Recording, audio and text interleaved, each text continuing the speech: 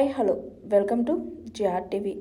గుర్తుంచుకో చంద్రబాబు, అధికారం ఎల్లకాలం ఉండదు అన్న పేర్ని నాని. రాష్ట్రంలో శాంతి భద్రతలను చంద్రబాబు సర్కార్ గాలికి వదిలేసిందని ప్రభుత్వాన్ని ప్రశ్నించే వైఎస్ఆర్సీపీ నేతలు, కార్యకర్తలను టార్గెట్ చేయడమే పనిగా పెట్టుకుందంటూ మాజీ మంత్రి పేర్ని నాని మండిపడ్డారు. శనివారం ఆయన మీడియాతో మాట్లాడుతూ తప్పుడు కేసులతో వైఎస్ఆర్సీపీ శ్రేణులను వేధించడానికే పోలీసులను వాడుకున్నారంటూ ధ్వజమెత్తారు. పాత కేసులను తిరగతోడి తప్పుడు కేసులను పెడుతున్నారు. గన్నవరంలో 8 మంది వైఎస్ఆర్సీపీ నేతలను అక్రమంగా కేసులో ఇరికించారు.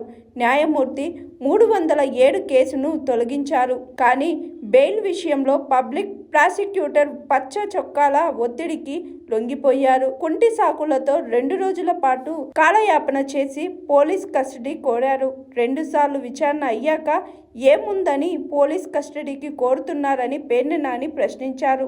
Hi, this is Swathi.